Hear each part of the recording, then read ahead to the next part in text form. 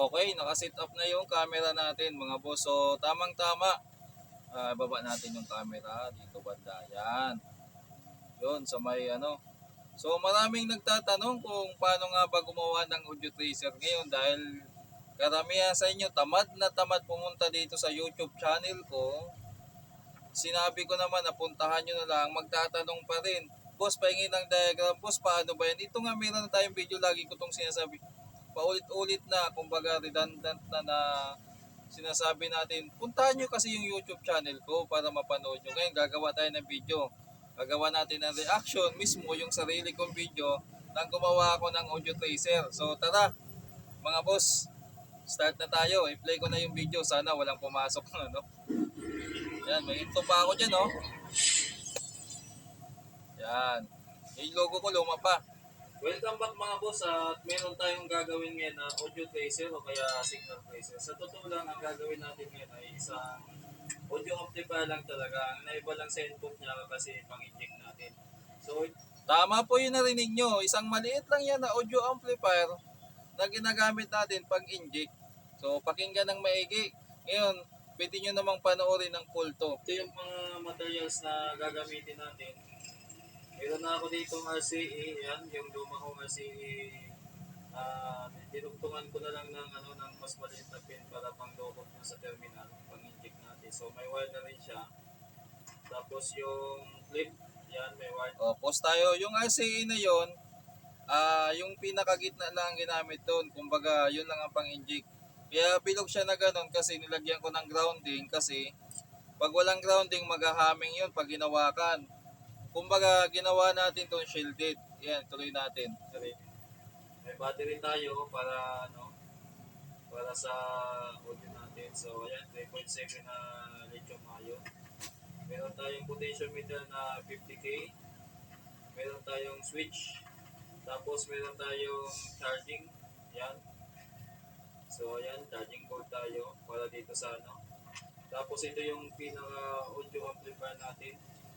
Bili natin sa online yan. 5 volts ang supply, may in at saka out. Madali lang sundan mga boss. At meron tayong lumang speaker. So, meron ako dating video sa audio tracer. Kung mapapansin nyo, radyo ang ginamit ko doon. So, wala na yun dahil kinuha na ng model ko. Ginagamit niya na. Gagawa ngayon ako ng pang audio tracer lang talaga. So, may mga nagtatanong din kung paano ba, anong diagram, anong materials ang gagamitin. So, ayan mga boss, napakasimple lang ng mga materials, madali lang Lahat yan, yung charging pin, charging board at saka yung 5 watts na 5 volts na mabibili po sa Shopee yan o sa Lazada. Yung speaker lang dyan yung luma. So wala pa atang 300 pesos ang gastos dyan kung tututalin. So panoorin nyo na lang. Yan sa mga boss natin na interesado. Ito simpleng-simple lang po pero i-demo ko pa rin para makuha nyo. So ito lang yung mga materials na gagamitin. Sundan nyo na lang, panoorin nyo para makuha nyo. So simulan na tayo mga boss. Unahin natin dito tayo sa sa audio amplifier niya. Ayan. So yung input muna. So ayan, lang. Ayan yung input niya. Ipapasok natin. So mapapansin nyo dyan mga boss na hindi na kayo maliligaw basta marunong lang kayo magbasa. May nakalagay naman dyan na 5 volts tapos may positive at negative. Ganon din naman sa input yung in. Yan, nakalagay naman dyan kung alin yung positive signal at saka yung negative or ground. At saka yung output na papunta na sa speaker. So walang kaligaw-ligaw yan mga boss kapag may basic knowledge kayo sa electronics at nakakaintindi kayo ng konti at marunong kayo maghinang, marunong kayo magbasa, madali lang gawin mga boss. Pero kung hindi pa kayo talagang mahirap gawin yan. Yan yung volume. So ito yung volume, pinihit ko na to pakaliwa. So maganda yung yung kontakilya So ibig sabihin ito yung magiging negative natin, ito yung magiging output natin, ito yung input ng audio. So gagawa natin ang paraan niya na isusuot natin dito ng ganyan. Pero i-hang natin itong isa. So sa ganung paraan, so punta na tayo dun sa So tingin na lang kayo, gawin ko na. Punta na tayo dun sa part na may diagram ba to. Sa battery na yan. Tapos yung wala,